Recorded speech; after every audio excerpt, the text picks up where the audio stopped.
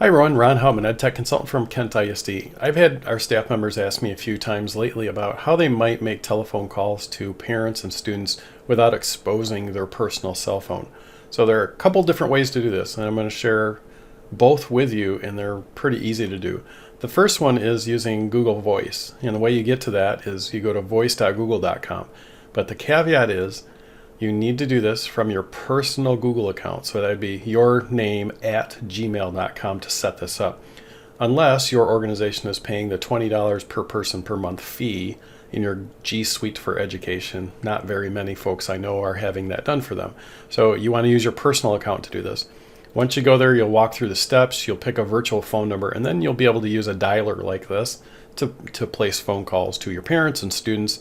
And the number that they'll see is usually a random number. So you want to make sure that you let them know that you might be calling them from something that doesn't look like your normal area code. So that's a caveat there. People may not pick this up. So you just have to prepare them for this. However, you might be trying to do that. It might take several times to get a hold of somebody. The other way is using your school's account if you'd like, or your personal account. You can do it either way with this one. So you can use Google Meet.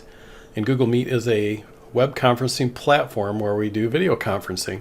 It has a feature in it that's kind of interesting though. So I'm going to do this by going to meet.google.com. I'm going to start a meeting. I'm just going to call this phone call just a really quick meeting. These are called nickname meetings. That just means that you're going to create one right on the fly without scheduling it ahead of time. So I'm going to just join this meeting. It's not going to show my web camera because I'm using it as a part of this screencast right now. So I'm going to join this meeting. And when I join this meeting, one of the things that I can do is I can actually call out from this Google Meet to somebody's phone number. And the way we do that is you go up to the people icon up in the top, you click that, and to the right, you'll just see this add people. And then instead of inviting people here, we can click the call button, and then we can put a phone number in. So if I put my cell phone number, and I'm going to blank this out because I don't want the whole world to know this one, right? So I'm going to do my phone number, and I'm going to go ahead and call this number really quick out of the web conference. Okay, so when I do this, just wait for my cell phone here to ring.